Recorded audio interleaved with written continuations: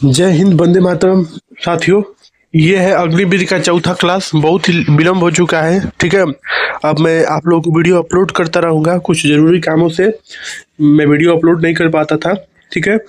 तो ये चौथा क्लास है, ठीक है। और इसमें मैं 30 क्वेश्चन लिया हूँ।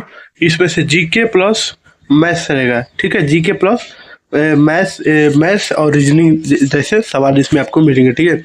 अगर आप अग्निवीर की सीरियसली तैयारी करना चाहते हैं तो इस चैनल से आप जुड़ सकते हैं, ठीक है। वीडियो को अंत तक देखिए। और आपका टारगेट है इसमें 25 या 24 का, ठीक है। 24 कम से कम करिएगा। और वीडियो के अंत में कमेंट बॉक्स में जरूर बताइएगा कि आपका प्रश्न कितना सही हुआ है, ठीक है। तो चलिए हम लोग पहले क्वेश्चन को देखते हैं और पहला क्वेश्चन का आप लोग जवाब दीजिएगा, ठीक है। तो पहला क्वेश्चन है कि भारत का पहला उपग्रह कौन सा था। तो भारत का पहला उपग्रह कौन सा था? तो राइट आंसर है ए, आर्यभट्ट। आर्यभट्ट इसका राइट आंसर होगा, जो कि भारत का पहला उपग्रह था। दूसरे क्वेश्चन की ओर बढ़ते हैं। दूसरा क्वेश्चन देखिए कि संविधान का कौन सा अनुच्छेद समानता का अधिकार प्रदान करता है।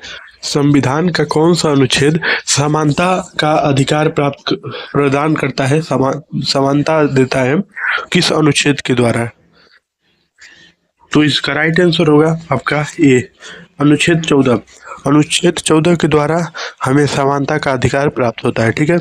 अब आते हैं तीसरे नंबर प्रश्न की ओर। तीसरा नंबर प्रश्न कर रहा है कि वायुमंडल में सबसे अधिक मात्रा में कौन सी गैस पाई जाती है। वायुमंडल में सबसे अधिक मात्रा में कौन सी गैस पाई जाती है? तो सबको मालूम होगा, नाइट्रोजन। ऑप्शन सी इसका राइट आंसर होगा। ऑप्शन सी इसका राइट आंसर होगा। वायुमंडल में सबसे अधिक मात्रा में कौन सी गैस पाई जाती है? तो nitrogen, option C. Question number चौथा है कि पृथ्वी दिवस हर साल कब मनाया जाता है या किस तिथि को मनाया जाता है। इस सवाल को ऐसे भी पूछ सकता है, ठीक है। तो इसका ऑप्शन ए सही होगा, ठीक है। 22 अप्रैल को। तो पृथ्वी दिवस कब मनाया जाता है? तो 22 अप्रैल को। 22 अप्रैल इसका राइट आंसर होगा, ठीक है। चलिए आगे बढ़ते हैं। क्वेश्चन नंबर 5वां है कि कोशिका के केंद्र को क्या कहते हैं। कोशिका के केंद्र को क्या कहते हैं?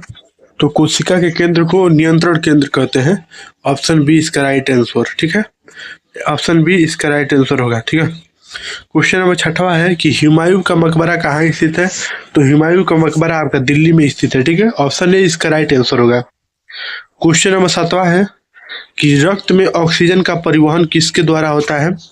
तो रक्त में ऑक्सीजन का परिवहन हीमोग्लोबिन के द्वारा होता है। ऑप्शन डी इसका राइट आंसर होगा।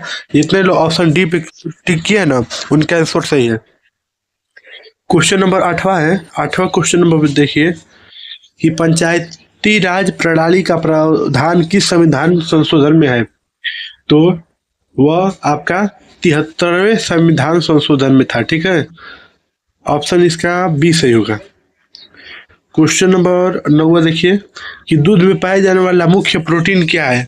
तो दूध में पाया जाने वाला मुख्य प्रोटीन केसिन है। ऑप्शन बी इसका राइट आंसर होगा, ठीक है। क्वेश्चन नंबर 10 देखिए, सबसे बड़ा स्तनधारी कौन सा है। सबसे बड़ा स्तनधारी जीव कौन सा है? तो ब्लू व्हेल है, ठीक है। अफ्रीकी हाथी मत लगा दीजिएगा, ठीक है। ब्लू व्हेल है, ब्लू व्हेल। ऑप्शन बी इसका राइट आंसर होगा। क्वेश्चन नंबर 11 देखिए, ब्लैक होल शब्द का प्रयोग सबसे पहले किसने किया था? तो ब्लैक होल का प्रयोग सबसे पहले जॉन मिशेल ने किया था। ऑप्शन सी इसका राइट आंसर होगा। क्वेश्चन नंबर 12 देखिए, भारत संविधान के निर्माण में कुल कितने दिन लगे। तो इसका राइट आंसर होगा आपका 2 वर्ष 11 महीने 18 दिन। ऑप्शन डी इसका राइट आंसर होगा। क्वेश्चन नंबर 13 है कि शरीर में सबसे लंबी हड्डी कौन सी है। तो शरीर में सबसे लंबी हड्डी आपका फीमर है, ठीक है। Option D. क्वेश्चन नंबर 14 है कि भारत में पहली बार जनगणना कब हुई थी। तो भारत में पहली बार जनगणना आपका 1872 में हुआ था। Option D. क्वेश्चन नंबर 15 है कि प्रकाश संश्लेषण के लिए पौधों को किस चीज की आवश्यकता होती है। निम्न में से किस चीज की आवश्यकता होती है। तो इसका राइट आंसर होगा नाइट्रोजन, ठीक है। नाइट्रोजन की आवश्यकता होती है। अब आइए मैथ के कुछ सिंपल से सवाल हैं, उसको आपको देखिएगा, ठीक है। इसमें मैं बस आंसर बताता जाऊंगा और फॉर्मूला वगैरह बताता जाऊंगा, ठीक है। आप लोग खुद ही कॉपी पे कर लीजिएगा, ठीक है। तो 16वां क्वेश्चन है कि 220 गुणे 220 प्लस 180 गुणे 180, तो इसका राइट आंसर क्या होगा, ठीक है। इसका राइट आंसर पूछ रहा है, तो इसको करेंगे कैसे। तो इसका एक नियम होता है भागु योग का, ठीक है। भागु योग मतलब इसका मतलब क्या होगा, तो पहले भाग किया जाएगा। अगर इस प्रकार का सवाल होगा तो पहले भाग किया जाएगा, फिर गुणा किया जाएगा, फिर जोड़ किया जाएगा, फिर घटाया जाएगा, ठीक है। तो इसमें देखिए पहले क्या है, गुणा है और एक है जोड़, ठीक है। तो सबसे पहले हम लोग क्या करेंगे, सबसे पहले गुणा करेंगे, और जब दोनों को गुणा कर देंगे तो गुणा करने के बाद जो भी आंसर मिलेगा तो हम लोग क्या करेंगे, उसको जोड़ देंगे। गुणा करने के बाद उसको जोड़ देंगे। तो सबसे पहले 220 का गुणा 220 में करेंगे, फिर 180 का गुणा 180 में करेंगे, ठीक है। तो चलिए हम लोग देखते हैं 220 का गुणा 220 में, ठीक है।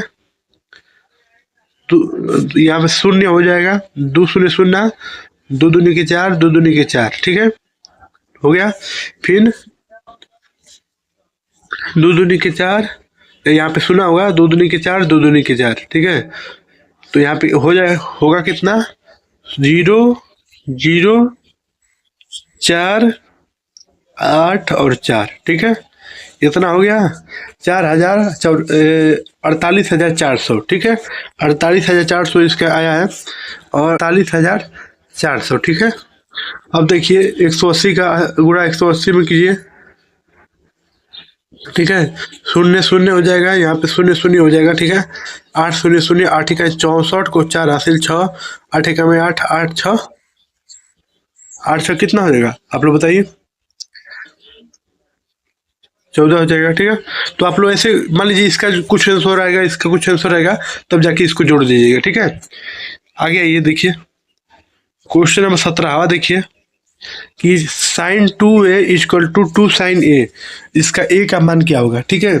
तो इस पे एक फॉर्मूला लगाइए, जानते हैं कैसा, साइन 2 थीटा इसको इक्वल टू होता है, साइन 2 थीटा इक्वल टू होता है 2 sine theta into cos theta, ठीक है। उस पर अगर आप करते हैं ना तो इसका आंसर आ जाएगा, ठीक है।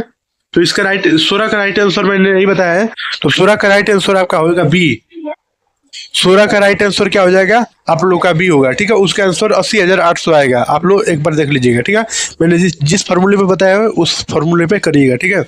आगे देखिए 17वां देख लीजिए, इस पे हमने फार्मूला बताया। 17वां होगा आपका sine 2 theta equal to 2 sine theta theta into cos theta, ठीक है। तो इसका राइट आंसर आपका होगा 17वां का राइट आंसर होगा सी, 0 अंश इसका राइट आंसर आएगा, ठीक है। क्वेश्चन नंबर 18 देखिए कि 7 का सबसे छोटा गुणज है, 7 सबसे छोटा गुणज है जिसको 6 9 15 और 18 से भाग करने पर 4 शेष बचे हैं, ठीक है। तो इसका राइट आंसर आप लोग देख लीजिएगा, ये होगा 364, ठीक है। क्वेश्चन नंबर 19 देखिए कि 6,010 माइनस 6,000 अब भागे 10, ठीक है। तो वही आपका फार्मूला लगेगा भागु योग वाला, ठीक है। भागु योग वाला फार्मूला लगा दीजिएगा, ठीक है। तो लेकिन इसका राइट आंसर आप लोग देख लीजिए, इसका राइट आंसर बी होगा, ठीक है। क्वेश्चन नंबर 20 है कि करणी में 4,356 का मान क्या होगा, करणी में 4,356 का मान क्या होगा, तो आपका 66 होगा, ठीक है, 66। क्वेश्चन नंबर 21 है कि 60 तक की सभी विषम प्राकृतिक संख्या का औसत कितना होता है, ठीक है। तो विषम संख्या आपको मालूम ही होगा, तो उनका विषम संख्या जितने भी है 1 से 60 के लिए बीच में उसको जोड़ दीजिए, आपका आंसर मिल ही जाएगा, ठीक है। लेकिन इसका राइट आंसर आपको बता दूं 30 होगा, ठीक है। क्वेश्चन नंबर 22 देखिए कि किस संख्या के 60% में 40 जोड़ने पर संख्या का 80% होता है, तो वह संख्या क्या है। तो संख्या आपका बाबू 200 है, ठीक है। क्वेश्चन नंबर 23 है कि रमेश की आयु अपने पुत्र राहुल की आयु से 4 गुना है। 5 वर्ष पूर्व रमेश की आयु राहुल की आयु से 9 गुना हो जाती है, हो गई थी, तो रमेश की वर्तमान आयु क्या होगा? तो रमेश की वर्तमान आयु 32 वर्ष है। ठीक है, ये भी बहुत सिंपल क्वेश्चन है। ठीक है, इसको भी लगा लीजिएगा। इसका इस तरह का होगा, पहले x का मान होगा, पहले x का मान जो है उसका 60% आपका होगा 0.6 और x का 80% हो जाएगा। x मानेंगे पहले और उसका 0.8% हो जाएगा। ठीक है, ये थोड़ा मेरा मोबाइल वाला है ना, इसीलिए इस पे मैं सॉल्व नहीं कर पा रहा हूँ। ठीक है, चलिए कोई बात नहीं, आप लोग कर लीजिएगा। क्वेश्चन नंबर 24 है कि एक समानांतर चतुर्भुज का आधार 15 सेंटीमीटर और ऊंचाई 4.2 सेंटीमीटर है, तो इसका क्षेत्रफल क्या होगा? ठीक है, तो इसका भी वो पाइथागोरस प्रमेय का जो फार्मूला होता है उसी पे ये भी सवाल होगा। ठीक है, तो इसका राइट आंसर डी होगा, 21 सेंटीमीटर स्क्वायर। ठीक है, क्वेश्चन नंबर 25 है कि 4:5 का मान क्या होगा, कितना प्रतिशत का होगा? तो वह आपका 80% का होगा। ठीक है, क्वेश्चन नंबर 26 है कि आदित्य ने एक गाय को 8,580 में बेच के 4% का लाभ कमाया। उसने यह गाय कितने में खरीदी थी? तो वह गाय आपका, इसका राइट आंसर होगा 8,250। ठीक है, क्वेश्चन नंबर 27 है कि 5, 9, 12 का चतुर्थानुपाती क्या है? तो राइट आंसर ए होगा 21.6। 28 है कि एक कार्य को 12 दिन में पूरा करता है, ए और बी मिलकर इसी कार्य को 8 दिन में पूरा करते हैं, तो बी अकेला इस काम को कितने दिनों में पूरा करेगा? तो वह 24 दिनों में पूरा करेगा। ठीक है, क्वेश्चन नंबर 29 है कि एक स्कूटर सवार 64 किलोमीटर प्रति घंटा की चाल से 1 मिनट में कितनी दूरी तय कर सकेगा? तो वह 900 मीटर दूरी को तय करेगा। ठीक है, क्वेश्चन नंबर 30 है, एक आयत की लंबाई 15 सेंटीमीटर है और इसके विकर्ण की लंबाई 17 सेंटीमीटर है, तो आयत का क्षेत्रफल ज्ञात कीजिए। पाइथागोरस प्रमेय पे लगेगा। ठीक है, ऑप्शन इसका बी सही होगा। ठीक है, ऑप्शन बी सही होगा। तो मिलते हैं अगली वीडियो में, तब तक के लिए जय हिंद, जय भारत, भारत माता की जय।